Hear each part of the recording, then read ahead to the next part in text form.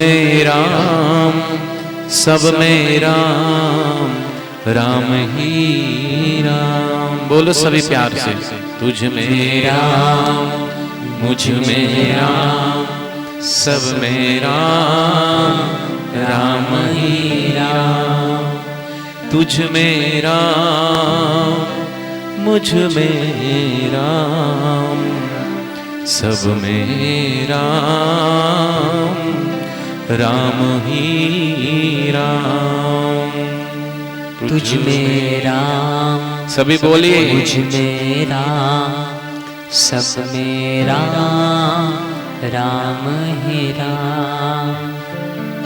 जिसकी जीभा पे पाप होता है उसकी जीभा से राम का नाम उच्चारण नहीं होता, और जिसकी जीभा पे भगवान का वास होता है उसकी जीभा से राम का नाम उच्चारित होता है। इसलिए सभी जो भी बच्चे बैठे हैं, बड़े बैठे हैं, सब मिलके बोलना, ठीक है। तुझ में राम, मुझ में राम, सब में राम, राम ही राम। तुझ में बोले सभी जोर से राम, मुझ में राम, सब में राम, राम ही राम। तुझ में राम, मुझ में राम, सब में राम, राम ही राम। तुझ में राम, मुझ में राम, सब में राम, राम ही राम। राम ही राम, राम ही राम, राम ही राम, राम ही राम, राम ही राम, राम ही राम, राम ही राम, राम ही राम। बोलो सभी दोनों हाथों से हरि नाम की ताली बजाते हुए। तुझ में राम, मुझ में राम, तुझ में राम, मुझ में राम, सब में राम समाया, सब में राम समाया। कर लो सभी से प्यार, जगत में कोई नहीं पराया। कर लो सभी से प्यार, जगत में कोई नहीं पराया। बोलो हरिओम।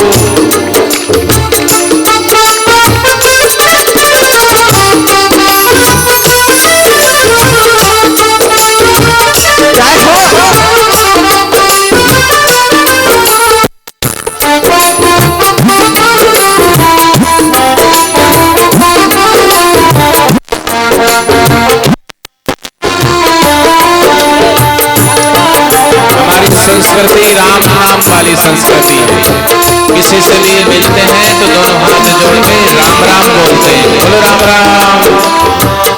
ऐसे नहीं, शहरों में जाते ना, शहर में किसी से मिलते तो बोलते हाय, जाते तो बोले बाय, हाय बाय नहीं। तुझ में राम, मुझ में राम, सब में राम समाया है। कर लो सभी से प्यार, जगत में कोई नहीं पराया है।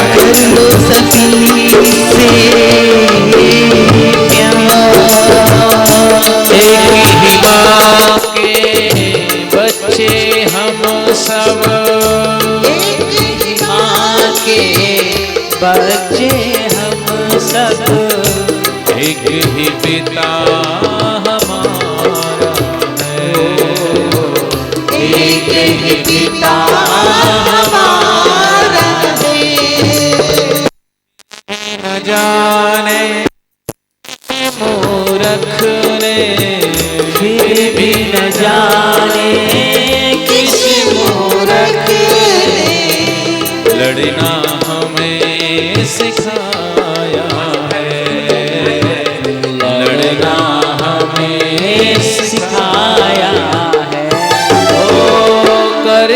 सभी प्यार जगत में कोई नहीं पराया है।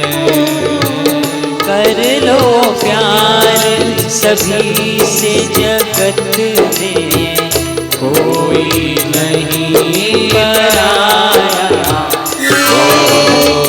तुझ में राम मुझ में राम, तुझ में राम मुझ में राम। हरि हरि बोल।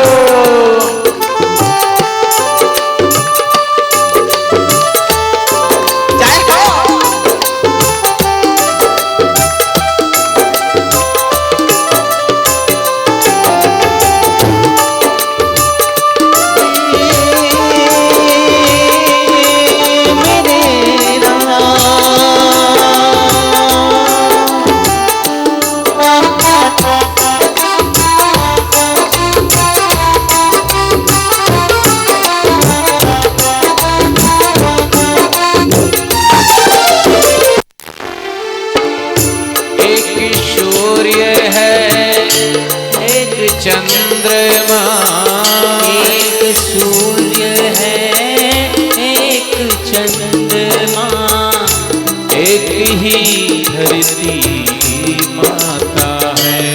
ओ एक ही धरती माता है।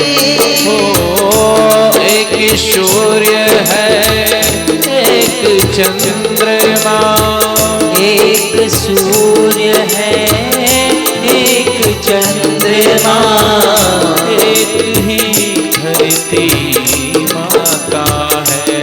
ओ एक ही धरती माता है। ओ फिर भी न जाने किस मूरख ने, फिर भी न जाने किस मूरख ने लड़ना हमें सिखाया है। ओ लड़ना हमें सिखाया है। तुझ में राम मुझ में राम, तुझ में राम मुझ में राम। बोलो राम बोलो राम, बोलो राम बोलो राम, बोलो प्रेम से बोलो राम बोलो राम।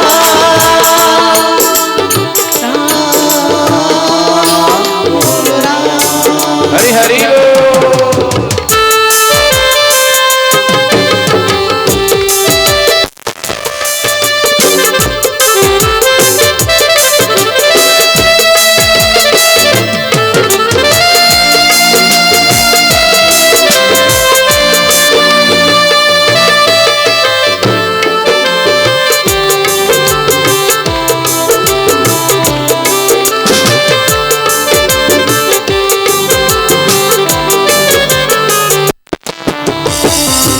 बदला जमाना तुम भी बदलो, बदला जमाना तुम भी बदलो।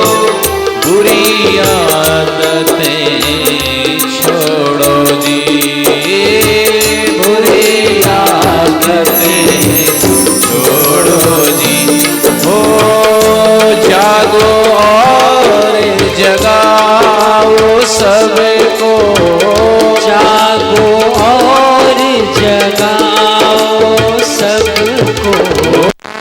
ऐसा अवसर आया जी, ऐसा अवसर आया तुझ में राम मुझ में राम, तुझ में राम मुझ में राम। ओ सब में राम समाया है, सब में राम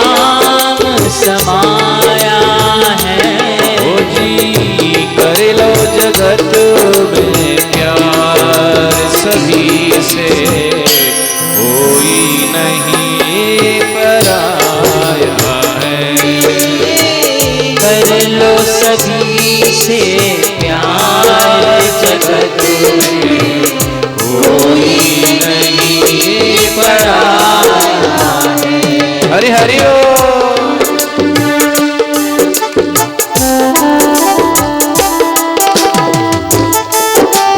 हरि नाम के गाने से जीवा पावन होती है, हरि नाम की ताली बजाने से हाथ पावन होते हैं, हरि नाम सुनने से कान पावन होते हैं, हरि नाम गाने से जीवा पावन होती है। और जहाँ हरि नाम कीर्तन होता है वहाँ एक एक कदम चलने से एक एक यज्ञ करने का पुण्य प्राप्त होता है, क्योंकि भगवान का नाम तीर्थी कुर्वन्ति जगतीर्थी। तीर्था नाम च परम तीर्थम, भगवान का नाम तीर्थत्व प्रदान करने वाला, तीर्थों को भी तीर्थत्व प्रदान करने वाला। जिस जगह भगवान के नाम का कीर्तन होता है वो जगह तीर्थ हो जाती है, पावन हो जाती है, पवित्र हो जाती है। जब वो जगह भी पवित्र हो जाती है तो हरि कीर्तन करने वाला भी पवित्र हो जाता है। हरि हरि ओ।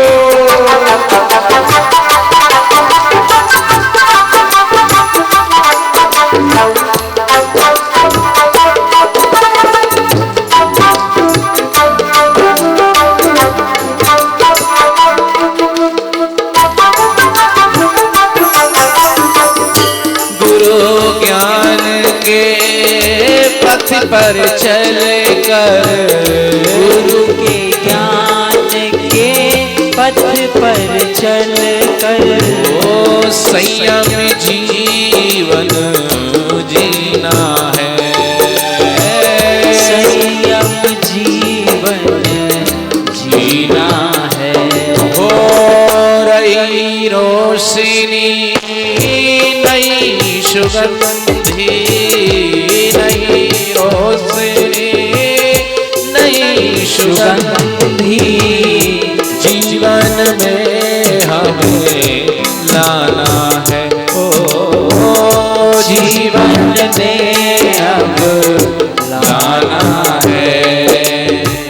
तुझ मेरा मुझ मेरा, तुझ मेरा मुझ मेरा,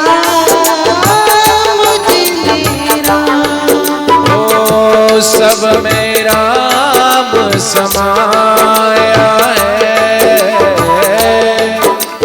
राम समाया है।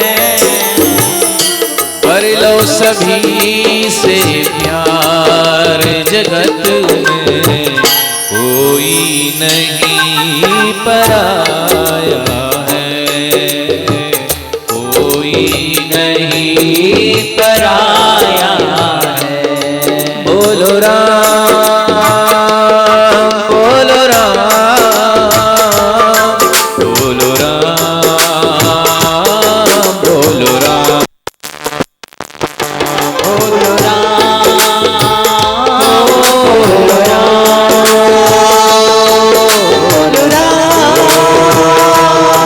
बोलो राम, बोलो राम, बोलो राम राम राम, बोलो राम राम राम, बोलो राम राम। बोलो प्रेम से दोनों हाथों से हरिनाम की ताली बजाते हो। बोलो राम राम, राम राम राम, बोलो राम राम राम, बोलो राम राम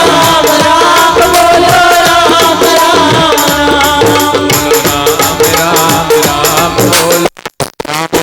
राम राम, बोलो राम राम राम, बोलो राम राम राम, बोलो राम राम राम, बोलो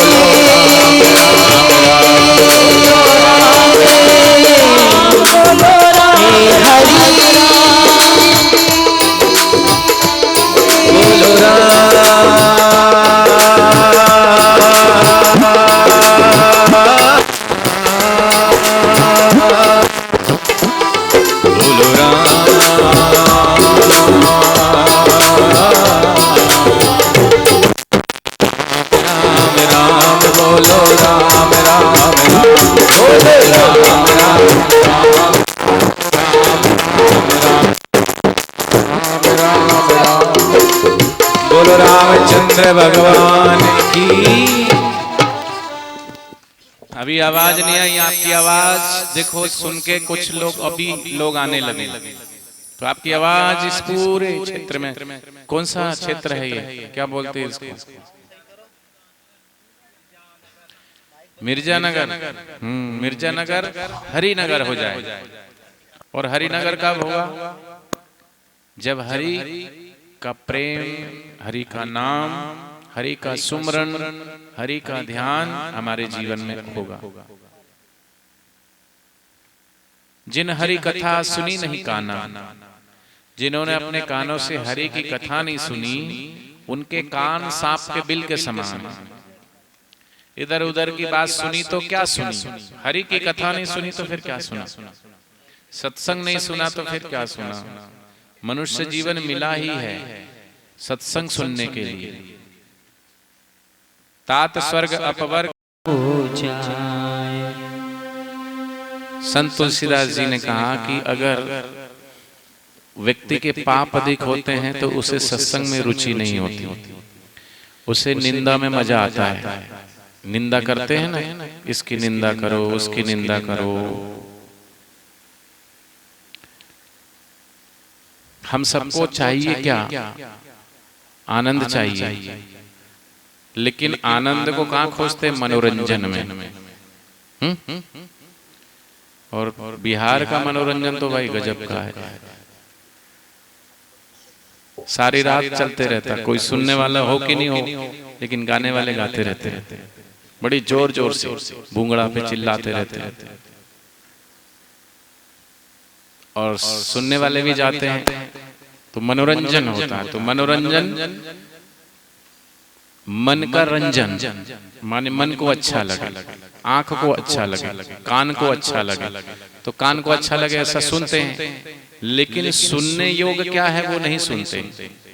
सुनने योग भगवान का नाम है, सुनने योग भगवान की चर्चा है।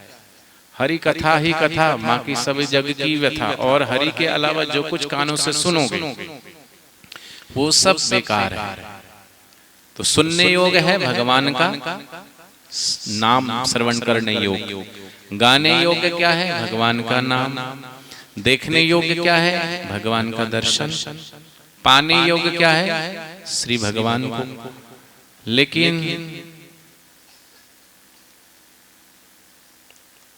मनोरंजन को लोग मनोरंजन करते हैं। मनोरंजन के अलावा और भी बहुत सारी, जैसे इधर ताड़ी के पेड़ बहुत है तो ताड़ी पीते हैं, तो काय के लिए ताड़ी पी के थोड़ा झूमेंगे।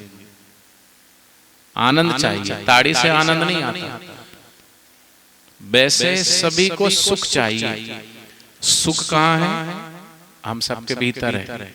तो वो सुख कैसे प्राप्त होगा, जब सुख को जगाने वाले कोई सद्गुरु मिल जाए। और सद्गुरु की प्राप्ति ईश्वर कृपा से होती है। तो आप सोचोगे कि हम पे ईश्वर की कृपा होगी तो मिल जाएंगे, और जिसको नहीं मिले तो वो सोचेगा भाई हम पर कृपा नहीं हुई इसलिए नहीं मिले, तो हम क्या करें। ऐसा नहीं है। भगवान ने मनुष्य जीवन दिया ही है ईश्वर प्राप्ति के लिए। 84 लाख योनियों में मनुष्य जीवन है, नहीं तो भगवान घोड़ा, गधा, कुत्ता, बिल्ली क्या क्या बना देता, लेकिन मनुष्य बनाया है। तो ये प्रामाणिकता है कि भगवान हमें मोक्ष प्रदान करना चाहते हैं। तो सत्संग सुनना चाहिए। यहाँ बच्चे भी बैठे हैं, बहुत सारे बड़े भी बैठे हैं, तो बच्चों का और बड़ों का मिक्स। मैं कुछ प्रश्न करूंगा, आप सब समझना उस चीज को। बच्चे लोगों को, पढ़ने वाले बच्चा है ना, आप लोग पढ़ते हो, कौन कौन पढ़ता, हाथ ऊंचा करो जो जो पढ़ाई करने जाते हैं। हाँ, पढ़ना जरूर चाहिए। कई तो 2-3 क्लास पढ़ते हैं छोड़ देते हैं, कोई 5 क्लास पढ़ता है छोड़ देता है, कोई 10 क्लास पढ़ता है फिर छोड़ देता है। छोड़ना नहीं है, पढ़ना है। पढ़ना लिखना सीखो, पढ़ेंगे लिखेंगे तभी जगत का ज्ञान होगा, तभी जीवन में आगे बढ़ेंगे। लेकिन ये पढ़ाई लिखाई के अलावा 3 प्रकार की विद्या होती है। एक ये विद्या जो स्कूल कॉलेजों में मिलती है, दूसरी विद्या योग विद्या होती है जो हनुमान जी के पास थी। अष्ट सिद्धि नव निधि के दाता, असवर दीन जानकी माता, राम रसायन तुम्हारे पासा, सदा रहो रघुपति के दासा। हनुमान जी उड़ जाते हैं, हनुमान जी धरती में पाताल में भी चले जाते हैं, हनुमान जी भेष भी बदल लेते हैं, रूप बदल लेते हैं, तो उनके पास अष्ट सिद्धियां हैं, तो वो योग विद्या। लेकिन उस योग विद्या को पाकर भी हनुमान जी किसके चरणों में जाते हैं? भगवान श्री राम। क्यों? क्योंकि उनके पास ब्रह्म विद्या है। ब्रह्म विद्या सर्वोपरि विद्या है, वो विद्या जो जन्म मरण के अंत को समाप्त करते, जो ब्रह्मानंद का आनंद दिला दे, परमानंद का आनंद दिला दे। और वो विद्या सदगुरु के चरणों में जाकर रहने से, गुरु का ज्ञान का सुमरण करने से, सुबह शाम थोड़ा भगवान के ध्यान में तल्लीन। हम संसार के लिए तो सब काम करते हैं सुबह से शाम तक, लेना देना, खाना पीना, रिश्तेदारों में आना जाना, शादी में, ब्याह में, पार्टी में, रिश्तेदारियों में, सब जगह जाते आते, लेकिन भगवान के लिए कितना समय निकालते हैं ईमानदारी से? तो भगवान के लिए बस सुबह उठे 2 अगरबत्ती घुमा दी, बस ऐसा नहीं होना चाहिए। थोड़ी देर भगवान, जिस भी भगवान को मानते हैं, जो तुम्हारे इष्ट है, जो तुम्हारे आराध्य है, उस भगवान के ध्यान में एक टक देखते देखते शांत हो। फिर श्वास चल रही, उस श्वास को देखें, आती श्वास जाती श्वास, थोड़ा शांत हो। तो आप सब बच्चे सुबह उठते ही क्या करोगे? कमर सीधी करके बैठ जाओगे और खूब गहरा श्वास लोगे। लो गहरा श्वास, हरि ओम बोलो। सभी बोलना है, करना है, करोगे तो फायदा होगा। रोटी खाते तब पेट भरता कि रोटी को देखने से पेट भर जाता? बताओ, खाने से भरता है ना? तो करोगे तो फायदा होगा। करो सभी। ओ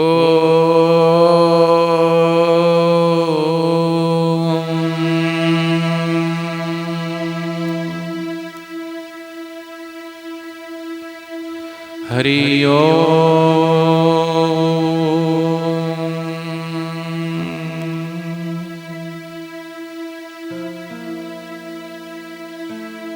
फिर सुबह उठे तो दोनों हाथ जोड़ के भगवान से प्रार्थना करें। दोनों हाथ आगे रख के कर दर्शन करना चाहिए। मंत्र बोलूंगा, आपको मंत्र नहीं आएगा तो ऐसे बोल लेना कि हाथ के आगे के भाग में भगवान मां लक्ष्मी का वास होता है, बीच में सरस्वती का वास, और यहाँ पे भगवान नारायण का वास होता है। तो कराग्रे वस्ते लक्ष्मी, कर मध्य सरस्वती, कर मूले तू गोविंद, प्रभाते कर दर्शन। ऐसा जो रोज करता है उसके घर से दरिद्रता भागती है, सरस्वती आने बुद्धि बढ़ती है उसके घर के में लोगों की, और नारायण भगवान की कृपा होती है। तो ये करोगे कि नहीं सब? दरिद्रता भगाना कि नहीं? लक्ष्मी चाहिए कि नहीं? बोलो, नहीं चाहिए? चाहिए ना? किस किस को चाहिए? हाथ ऊंचा करो। बुद्धि भी सबको चाहिए, और भगवान की कृपा भी चाहिए ना? सबको चाहिए। अब हाथ नीचे करो तो बोलो सभी, कराग्रे वस्ते लक्ष्मी, कराग्रे वस्ते लक्ष्मी, कर मध्य सरस्वती, कर मध्य सरस्वती, कर मूले तू गोविंद, कर मूले तु गोविंद, प्रभाते कर दर्शनम, प्रभाते कर दर्शनम। और दोनों हाथ ऐसे रगड़ के ऐसे लगाओ। ये कर सकते हो कि नहीं? रोज कर सकते हो ना? पैसे लगते हैं क्या इसके? नहीं लगते। फिर नहा धो के पूजा के मंदिर में जाएं, और बच्चे जिनको वो बच्चे चाहते हैं कि पढ़ लिख करके आप अपने इस मिर्जापुर का नाम भी रोशन करो, अपने माता पिता का नाम रोशन करो, और अपने बिहार का नाम रोशन करो। बिहार का एक लड़का था, वो भैंस चराता था, तो उसने एक दिन देखा ऊपर से हवाई जहाज जा रहा है, तो उसने मन में सोचा कि मैं हवाई जहाज में बैठ सकता हूँ। फिर बिहार में बापूजी का सत्संग था, तो बापूजी के सत्संग में गया। फिर बापूजी ने कुछ प्रयोग करवाए, प्राणायाम के प्रयोग। करवाऊं आपको? करोगे? फिर वो प्रयोग किया उस बच्चे ने, और जो जो चीजें बापूजी ने बताई, फिर दीक्षा ले लिया, सरस्वती माँ का नाम जपता, और फिर वो बच्चा इतना आगे निकल गया कि हवाई जहाज कंपनी में वो इंजीनियर है। कहाँ तो वो भैंस चराता था, और चप्पल कौन सी पहनता था, बेचारा इतना गरीब था कि टायर वाली चप्पल नहीं मिलती बाजार में, टायरों की, ऐसी चप्पल पहनता था। लेकिन अभी तो उसको साल के 40-45 लाख रुपए मिलते हैं। तो ये सब हो सकता है। आप भी बहुत सारे बच्चे बच्चियां आप भी बन सकते हो वैसे। सिर्फ जो सदगुरु हमें बताते हैं वो प्रयोग हम करें और मन में ठान लें कि हमें तो महान बनना है, हमें अपने देश का नाम रोशन करना, हमें अपने गुरु का नाम रोशन करना, हमें अपना गांव का नाम रोशन करना, हमें अपने माता पिता का नाम रोशन करना। करोगे? आवाज तो आने रही, करोगे? आवाज ही नहीं है, जोर से बोलो, पूरे मिर्जापुर तक आवाज जाना चाहिए। करिए, करोगे? लड़का लोग आप बोलो पहले, फिर देखते हैं तुम्हारी आवाज तेज है कि इनकी आवाज तेज है। आप करोगे? पीछे वाले नहीं बोल रहे, करोगे? अब थोड़ी सी आवाज तेज हुई है, इससे आवाज तुम लोगों की तेज होना चाहिए। आप करोगे? देखो इनकी तेज हो गई, लेकिन इससे तेज आपकी होनी चाहिए। करोगे? आप करोगे? परीक्षा में अच्छे नंबरों से पास होना है, पहले नंबर से पास होना है, पूरे स्कूल में कि पूरे मिर्जापुर में? पूरे मिर्जापुर में, मिर्जानगर, पूरे मिर्जानगर में पहले नंबर से पास होना है। जोर से बोलो, पूरे मिर्जानगर में कि पूरे, कौन सा डिस्ट्रिक्ट है? वैशाली। वैशाली ये वही नगर वधु वाली वैशाली है क्या? ये भगवान बुद्ध के समान है, हाँ वही है ना। और भगवान महावीर की जन्मस्थली है ये, भगवान बुद्ध की जन्मस्थली। और भगवान बुद्ध को ज्ञान भी इसी बिहार में हुआ, गया जी में। बोधि वृक्ष, बोधि वृक्ष, बोधि वृक्ष माने वड़ का वृक्ष था, वट वृक्ष बोलते जिसको। बापूजी ऐसे वट वृक्ष को हर आश्रम में स्थापित करवाते हैं और शक्तिपात करते हैं। फिर वहां जो परिक्रमा करता है, प्रदक्षिणा करता है, और प्रदक्षिणा करके जो उसकी मनोकामना, वो मनोकामना पूर्ण होती है। तो ऐसे भगवान बुद्ध की पावन नगरी, महावीर भगवान की पावन नगरी में आप रहते हैं, जो भगवान बुद्ध को अपने देश ही नहीं अपितु चीन के लोग भी मानते हैं, तिब्बत के लोग भी मानते हैं। ऐसे भगवान बुद्ध के देश में हमारा जन्म हुआ, महावीर के देश में हमारा जन्म हुआ, भगवान श्री राम के देश में हमारा जन्म हुआ, भगवान श्री कृष्ण के देश में हमारा जन्म हुआ, नानक जी के देश में हमारा, कबीरदास जी के देश में, रामानंद, लीला साहब बापू, और बापूजी रामकृष्ण परमहंस, स्वामी विवेकानंद, कितनी कितनी महान विभूतियां हुई। और इस बिहार और झारखंड से सटा एक देश था पहले, जिसको बोलते थे बुंदेलखंड। और बुंदेलखंड की एक महारानी हो गई, जिसने लड़ते लड़ते अपने प्राण गंवा दिए और वीरांगना कहलाई, बहुत वीर हो गई। उसकी गाथा गाते हैं, बुंदेल हर बोलों के मुंह से हमने सुनी कहानी थी, खूब लड़ी मर्दानी वो तो। अरे झांसी की रानी है तो थोड़ा वीरता से बोलो, जोर से बोलो, झांसी वाली। ये आप पढ़ते हो ना किताब में। हाँ। तो आपको भी वीर बनना है, महान बनना है, तो रोज सुबह उठेंगे और ये कर दर्शन करेंगे। और कर दर्शन करने के साथ साथ जो बच्चा चाहता है कि उसकी बुद्धि बढ़े, दिमाग तेज हो, तो वो चाय नहीं पीना। चाय पीते हैं तो चाय नहीं पीना चाहिए। चाय की जगह क्या पीना चाहिए? दूध। और दूध गाय का पीना चाहिए, ट्रैक्टर छाप गाय का नहीं। कौन सी गाय हो? देसी गाय का दूध पीना चाहिए। देसी गाय का नहीं मिले तो भैंस का, पर गाय का जरूर पीना चाहिए। गाय का दूध फायदा करता है। दूध नहीं है तो घर में तुलसी का पौधा लगाइए, तुलसी के पौधे के 5 या 7 पत्ते रोज तोड़ के थोड़ा धो करके और फिर खाइए। और ये प्राणायाम करिए। कौन सा? कमर सीधी करो, गर्दन सीधी, और ये वाले लेफ्ट वाले नथुने से श्वास भरना है धीरे धीरे। और श्वास जब भरें तो ऐसा भाव करें कि मेरे भीतर भगवान की शक्ति, गुरु की कृपा और आरोग्यता की शक्ति मेरे भीतर जा रही है। और जब श्वास बाहर छोड़ें तो मेरे भीतर जो भी विकार है, जो भी राग द्वेष है, जो भी मेरे अंदर बीमारी है, जो भी चीज है वो बाहर आ रही है। इस संकल्प के साथ प्राणायाम करेंगे तो ज्यादा फायदा होगा। चलो लो गहरा श्वास भरो, खूब गहरा श्वास भरो और भरो। लेफ्ट से मतलब उल्टे हाथ की तरफ से श्वास भरना और फिर सीधे हाथ की तरफ छोड़ देना। ऐसी ये दो उंगली आपस में मिली हुई। जब इधर श्वास भरना है तो इधर बंद करें और छोड़ना है तो इधर का बंद करके छोड़ दें। फिर जिधर से छोड़ा है उधर से भरें।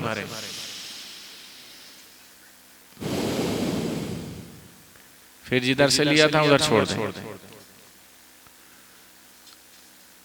फिर से करें, लेफ्ट से भरें, राइट से छोड़ें, राइट से भरें, लेफ्ट से छोड़ें। ये हो गया अनुलोम विलोम। इससे भी और ज्यादा अच्छा प्रयोग वाला प्राणायाम उस बच्चे ने किया और वो इतना महान बन गया। भ्रामरी प्राणायाम करो। कान में उंगली डाल के जैसा भौरा गुंजन करता, फूलों के ऊपर मंडराता, ऐसे करना। ओ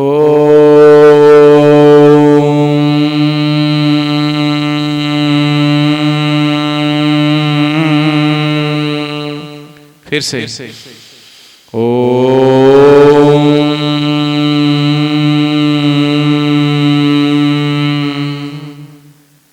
कर सकते हो? नहीं कर सकते हो? और सूर्य भगवान को एक लोटा जल रोज चढ़ाना चाहिए। तांबे का लोटा ले लो, नहा धो के, और जिधर से सूरज उगता उधर खड़े होके और सिर नीचे झुका रहे, सूर्य की तरफ ऐसे नहीं देखना, नीचे झुके, आंखें नीचे रहे, और मंत्र बोल दो, नहीं बोलो तो भावना करके अर्घ चढ़ा। सूर्य भगवान को एक लोटा जल चढ़ाओ। आदिदेव नमस्तुभ्यं प्रसीद मम भास्कर, दिवाकर नमस्तुभ्यं प्रभाकर नमस्तुते। ओम सूर्याय नमः, ओम भानवे नमः, ओम मरीचे नमः, ओम पुष्णे नमः, ओम हिरण्यगर्भाय नमः, ओम आदित्याय नमः, ओम भास्कराय नमः, ओम श्री सवित्रे नमः, ओम श्री सूर्य नारायणाय नमः। एक लोटा जल चढ़ा दिए तो भगवान सबको, सारे जगत को प्रकाश देते, तो हमारी बुद्धि को भी प्रकाशित करेंगे, बुद्धि बढ़ेगी उससे। ठीक है। उसके बाद माता पिता को रोज प्रणाम करना चाहिए। नहीं करना चाहिए? कौन कौन करता है बच्चा लोग? हाथ ऊपर करो। झूठ मूठ नहीं करना जो आप माता पिता को प्रणाम करते। नहीं करते तो आज से नियम बना लेना, रोज अपने माता पिता के पैर छुएंगे। एक राजा था और एक मंत्री। एक राजा था और एक मंत्री। अब ध्यान से सुनना, मैं प्रश्न पूछूंगा, जो बच्चा सही उत्तर देगा उसको इनाम देंगे। ठीक है, इसलिए ध्यान से सुनना। तो राजा के 10 मंत्री थे, उसमें एक प्रधानमंत्री था, मुख्य। उस मंत्री से राजा ने पूछा कि आप लोग जो हो, हिंदू लोग हो, आपके 33 करोड़ देवी देवता, आप कभी गाय की पूजा करते हो, कभी आंवले की पूजा, कभी बट वृक्ष की पूजा करते हो, कभी केले का पूजन करते हो, तुम नाग की भी पूजा करते हो, इतने सारे तुम्हारे देवी देवता, और तुम कहते हो भगवान सब जगह है, तो कैसे? भगवान सर्वत्र है तो कैसे है? पहला प्रश्न। दूसरा प्रश्न, क्या भगवान हम अच्छा या बुरा काम करते उसको देखता है? और तीसरा प्रश्न, भगवान सर्वशक्तिमान कैसे है? समझ गए? पहला प्रश्न, भगवान सब जगह कैसे है? दूसरा प्रश्न, भगवान क्या हमारे अच्छे या बुरे कार्यों को देखता है? और तीसरा प्रश्न, भगवान सर्वशक्तिमान कैसे है? समझ गए बच्चे? अब मैं थोड़ी देर बाद पूछूंगा, जो बताएगा उसको इनाम मिलेगा। तो राजा ने 3 प्रश्न पूछा, तो मंत्री ने कहा कि ठीक है, हम आपके तीनों प्रश्नों का उत्तर कल दे देंगे। तो सभा बर्खास्त हुई, सब चले गए। तो वो मंत्री घर गया भोजन इत्यादि करके और आराम कुर्सी पे बैठ के आंख बंद करके थोड़ा कुछ सोच रहा था। तो उसका छोटा सा बच्चा था, तो वो कहने लगा, पिताश्री आप क्या सोच रहे हैं? छोटा सा बच्चा था, उसने आप क्या बोला? पिताश्री। क्या बोला? लेकिन आजकल के बच्चे क्या बोलते हैं? पिताश्री तो बोलते नहीं, आजकल के बच्चे बोलते हैं, हम गांव में तो मम्मी पापा बोलते हैं या माँ बोलते हैं, लेकिन आजकल विदेशी कल्चर आ रहा है तो शहरों में मम्मी को क्या बोलते हैं? मोम बोलते हैं। मोम, मोम माने मोमबत्ती, और पिताजी को बोलते हैं डैडी, और डैडी से भी कर दिया डैड, डैड माने मरा हुआ।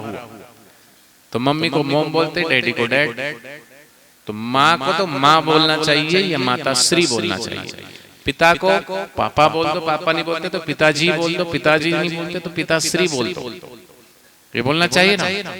तो आज से आप भी माताश्री बोलना माँ को, पिताजी को पिताश्री बोलना, दादा को दादाश्री बोलना, नाना को नानाश्री बोलना। नानाश्री जी, श्री नाना जी, समझ गए? आदर सूचक। और वैसे बिहार में एक चीज तो है, यहाँ एक परंपरा है कि रिस्पेक्ट से बात करते हैं, आप कह के बात करते हैं। कोई यहाँ तुम कह दे तो बेइज्जती मानी जाती है। ये तो बहुत अच्छा है। आप लोग, आप आइएगा, आप जाइएगा, आप कहिएगा, आप सुनिएगा, आप शब्द लगाते हैं ना, बहुत अच्छा। तो माताश्री पिताश्री तो चला गया, मोम और डैड रह गया। तो उस बच्चे ने बोला पिताश्री, और हाथ जोड़ के कोई मिलते तो क्या बोलते हैं? हम राम राम, बोलो राम राम। और शहरों में कोई मिलता तो बोलते हैं हाय, और जाते तो बोलते बाय। तो आप हाय बाय नहीं करना, आप तो दोनों हाथ जोड़ के राम राम बोलना, बोलो राम राम। और कोई मिले तो शेक हैंड नहीं करना, हाथ नहीं मिलाना। कहाँ कान में उंगली डाली, नाक में उंगली डाली, सिर खुजाया, गंदा हाथ। और अभी स्वाइन फ्लू फैल रहा है। स्वाइन फ्लू जो फैलता है, संक्रामक रोग होते हैं। बात करते हैं तो थोड़ी सी दूरी बना के बात करनी चाहिए। बिल्कुल मुंह के पास चिपक के बात करते हैं तो जो बात करते तो मुंह का बैक्टीरिया, मुंह के थूक भी सामने वाले पे जाता है, उससे बीमारियां फैलती। थोड़ा सा दूर डिस्टेंस रह के बात करना चाहिए। और दूसरी बात, अभी एक बीमारी फैल रही है पर बिहार में अभी आई नहीं वो बीमारी। दिल्ली में है थोड़ी सी, गुजरात में है, राजस्थान में भी है, यूपी में 3 मरीज है, बिहार अभी 0 है। अच्छी बात। कौन सी बीमारी है? स्वाइन फ्लू की। स्वाइन बोलते हैं हम, तो स्वान बोलते हैं। स्वान माने होता है सुअर। वो स्वान माने सुअर। विदेश से ये बीमारी आई, सुअर के भीतर से ऐसा बैक्टीरिया फैला, वो इंसान के अंदर घुसा। फ्लू माने बुखार होता है, फीवर, फ्लू। तो ऐसी बीमारी, संक्रामक रोग जब पकड़ लेता है तो उसका इलाज में बहुत पैसा लगता है और गारंटी नहीं आदमी बचे। तो ऐसी घातक बीमारी ना आए उसके लिए घर में साफ सफाई रखिए। थोड़ा छींकें या खांसे तो मुंह में कपड़ा रखें। कोई भी व्यक्ति हो थोड़ा उससे दूर रह के बात करें। और घर में एक दवाई बना लें। इलायची होती है ना घर में, इलायची ले लें, थोड़ा तुलसी के पत्ते ले लें, कपूर होता देशी कपूर ले लें थोड़ा, तुलसी ना मिले तो तुलसी के बीज ले लें, लौंग भी ले सकते हो। और इस सब को कूट के बारीक और ऐसी छोटी सी पोटली बना लें और बीच बीच में ऐसे सूंघते रहें।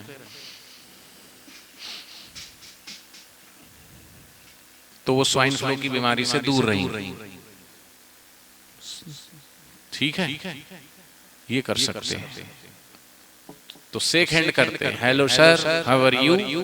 बोले I am fine, who are you? बोले आई एम वेरी फाइन। बोले थैंक यू। बोले सेम टू यू।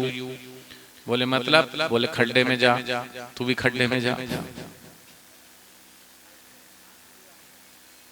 तो हमारी भाषा बदल रही है, हमारा खान पान बदल रहा है और हमारी परंपरा बदल रही है, हमारी संस्कृति बदल रही है।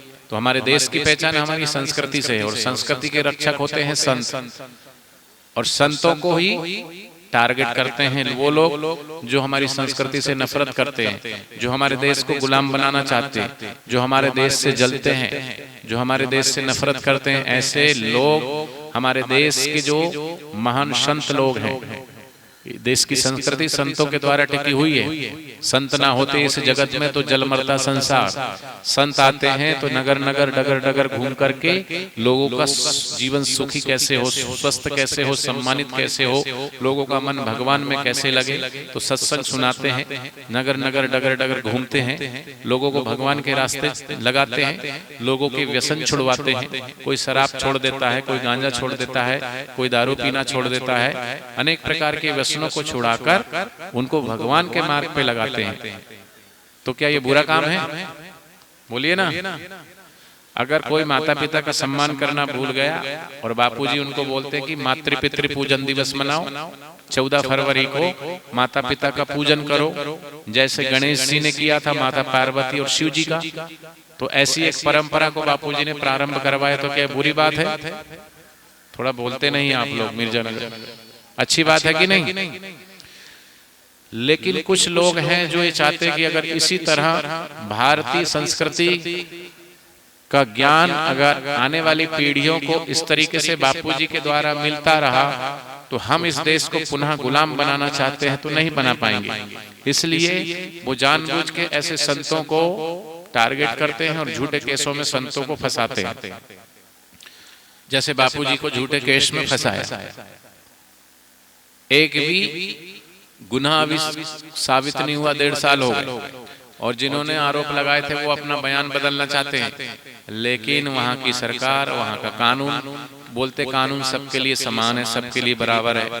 तो भैया सबके लिए बराबर है तो जो बड़े बड़े भ्रष्टाचार करते हैं, बड़े बड़े आरोप जिन पे सिद्ध हो गए हैं, बड़े बड़े घोटाले करते हैं, अरे पैसे का घोटाला करता है, कोई कोयला का घोटाला करता है, कोई 2G करता है, कोई 3G करता है, कोई 4G करता है, और कोई तो चारे का ही घोटाला कर लेता है। ऐसे नेताओं को जेल में बंद होते ही बेल मिल जाती है, और बेल के बाद उनको टिकट भी मिल जाती है और वो चुनाव भी लड़ लेते हैं। लेकिन जो संत देश भर में घूम घूम के परिक्रमा करते करते नगर नगर डगर डगर लोगों को जगाते हैं, अपनी संस्कृति का ज्ञान देते हैं, जीवन उन्नत बनाते हैं सबका, ऐसे संत को फंसा देते हैं, उन्हें बेल तक नहीं मिलती। तो कहां से कानून सबके लिए बराबर हुआ? लेकिन महापुरुषों का जो संकल्प होता है, बापूजी का संकल्प है कि भारत देश विश्व गुरु बने। जैसे राम जी का संकल्प था कि दुष्टों का संहार हो, तो राज अभिषेक त्याग करके भगवान वन वन में घूमे, और आपके इधर बिहार में भी आए थे, मिथिला में, और सीता माँ तो इधर की थी कि नहीं, मिथिला की, और इधर ही अहिल्या का उद्धार हुआ था। तो इस क्षेत्र में भी राम जी का पदार्पण हुआ।